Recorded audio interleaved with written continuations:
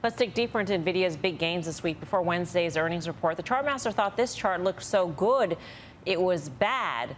Of course, we know that hasn't panned out so far. So what's the next move for the chip stock? Let's bring in Carter Braxton-Worth of Worth Charting. Carter? Yeah, I myself bet I own puts going into the numbers, so perhaps you don't want to hear anything more from me on the subject. I'm in an equally strange position of having put out my Monday piece titled Semiconductors. Make sure you're long semis relative to tech. It's a perfect example of do what I say, not what I do. Semis doubled the performance of tech, up 10% versus the tech sector up 5%. Decent idea. And yet I myself went and bet that it would have an outsized move and it would be down.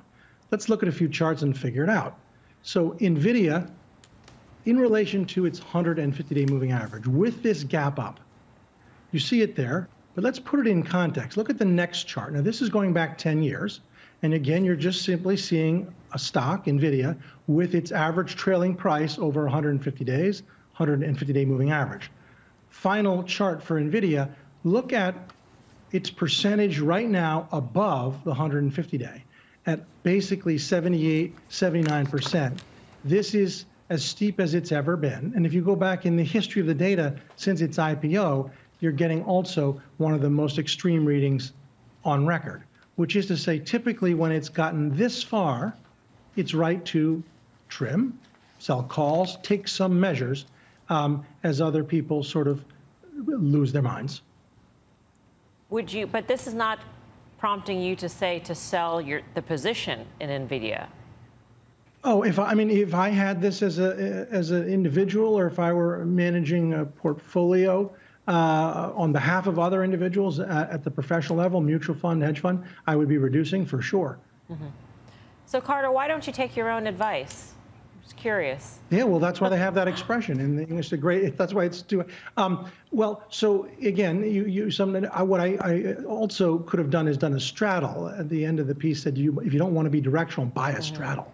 That would have worked too. I just thought we'd get an outsized move, and I said, you know what, everyone loves this thing, let's bet the other way. But the beauty of options, of course, you can hear more at 5:30, is that you spend less to make more or lose less.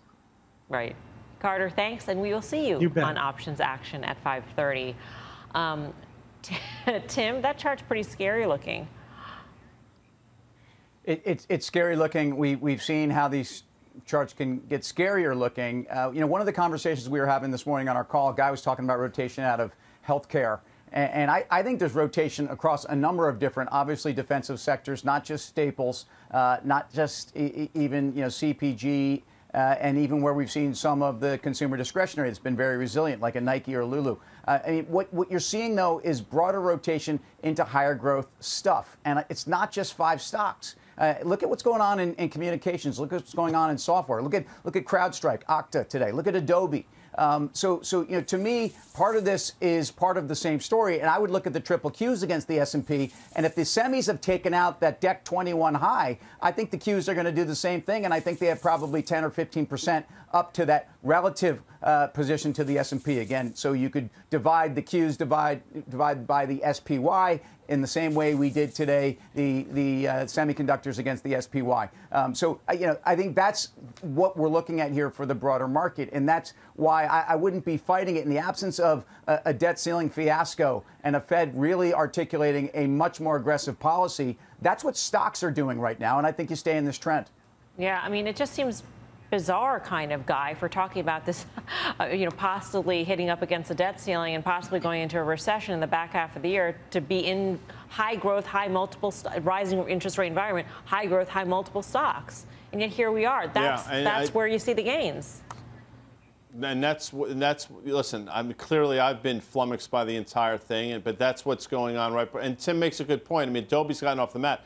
Adobe was a $700 stock in November of 21, and I think it's trading $415 or so now. But I understand what he's saying. It's bounced nicely as well. So you have participation now on a broader set of stocks, but it's these big, again, these stocks with market caps north of $500 billion and up, with moves that are. We're going to talk about Broadcom in a little bit. Look at the move today. I'm jumping the gun here, but it's not normal to see companies of that size have 10% moves over the course of a trading day. Now, can it continue, to Steve's point? I guess, but we're pushing the envelope here, folks.